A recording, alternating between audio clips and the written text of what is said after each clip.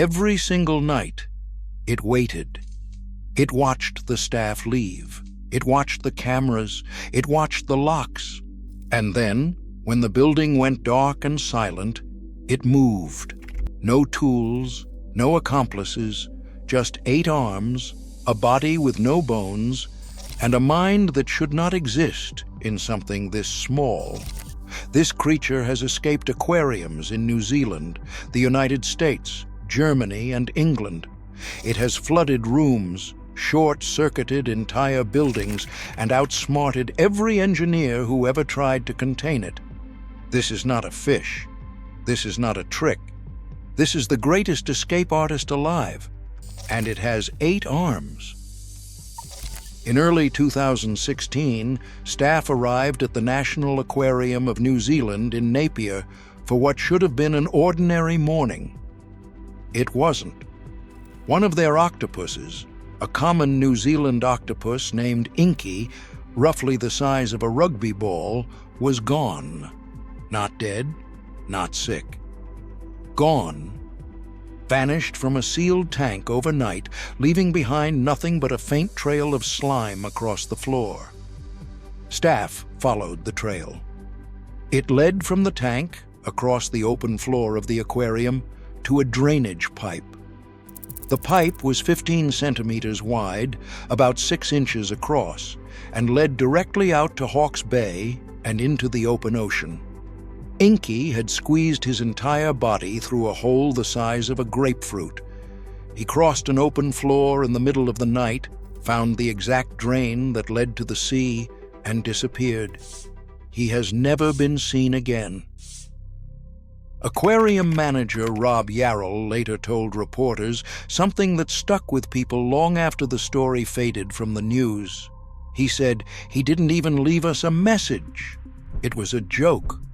But underneath the humor, it raised a question that scientists and aquarium staff have been struggling with for years.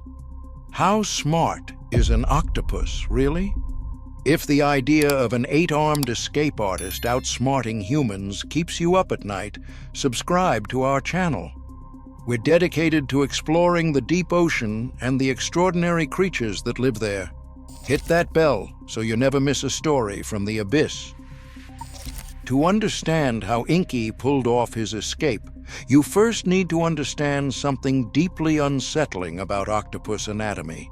They have no bones, not a single one, no skeleton, no rigid structure whatsoever.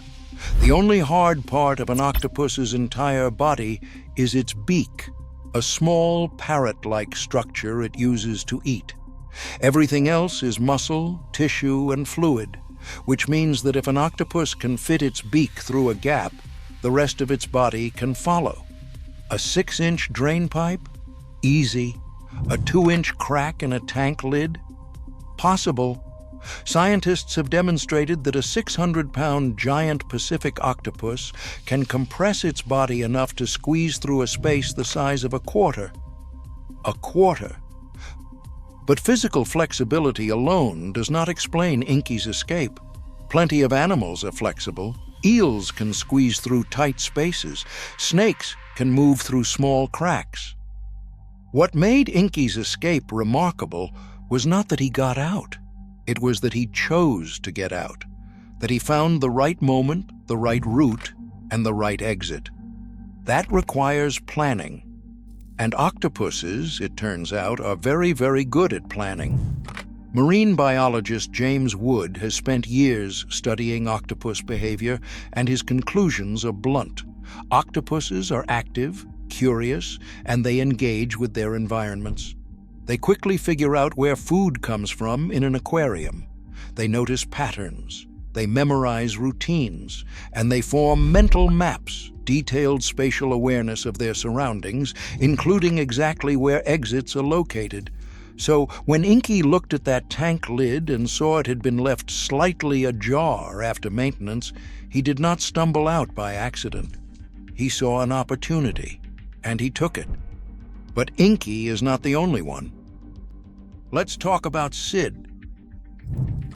Sid was another octopus kept at an aquarium in New Zealand. And if Inky was a methodical planner, Sid was a serial escapee. Sid broke out of his tank repeatedly. Every single time staff managed to put him back, he found another way out. On one occasion, he escaped and hid inside a drain pipe for 5 days before attempting another escape. The aquarium eventually had to tie their doors shut just to keep him contained. A spokesman for the aquarium put it plainly. He said he was one of the octopuses that escaped every moment he got. Eventually, the staff gave up trying to contain him. They released Sid back into the wild. The message was clear. For an octopus like Sid, captivity was not just uncomfortable. It was a problem to be solved, constantly. And Sid was not alone in that tank's history.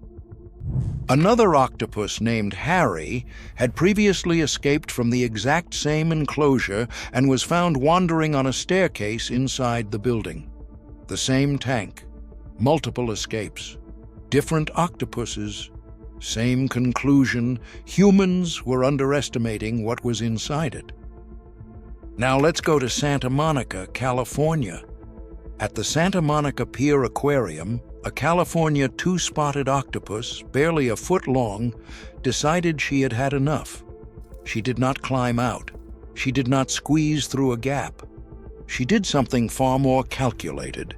She disassembled a valve at the top of her tank, deliberately, systematically, and then she released over 200 gallons of water into the surrounding exhibits and offices. 200 gallons from a creature that could fit in your hand. The water flooded the floor, soaked through exhibits, and caused significant damage to the facility.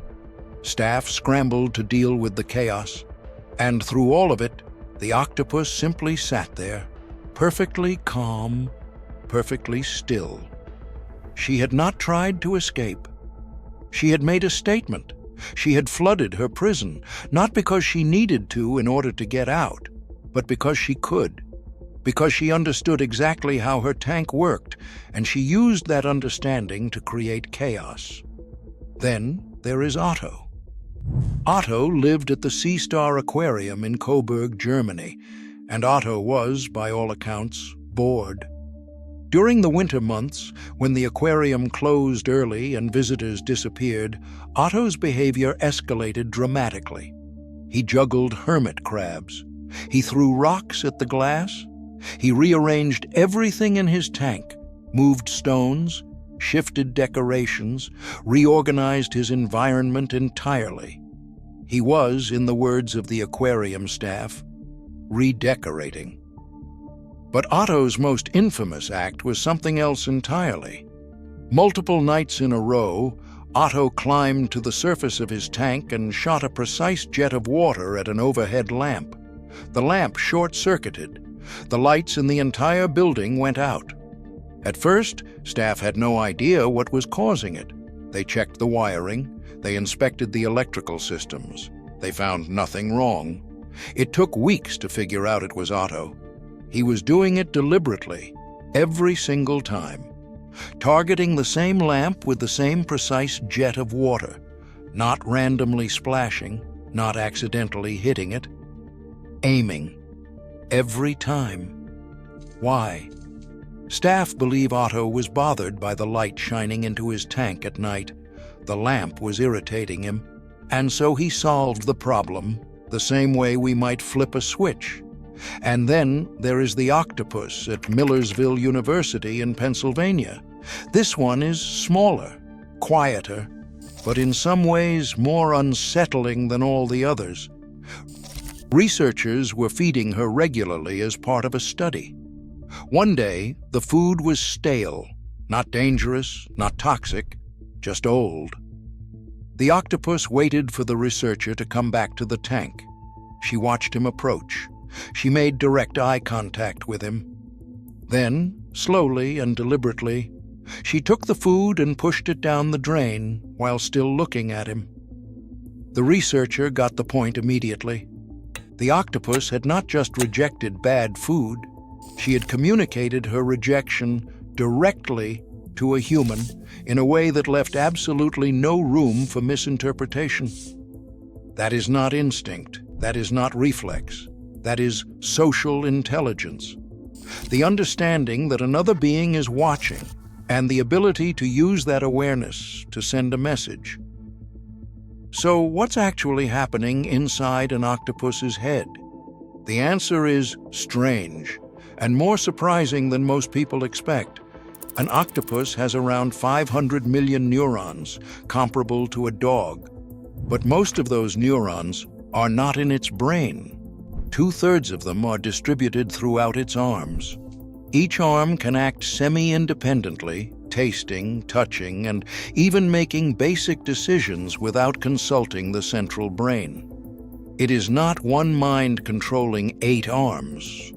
It is something closer to a network, a system of semi-autonomous agents coordinating toward a shared goal.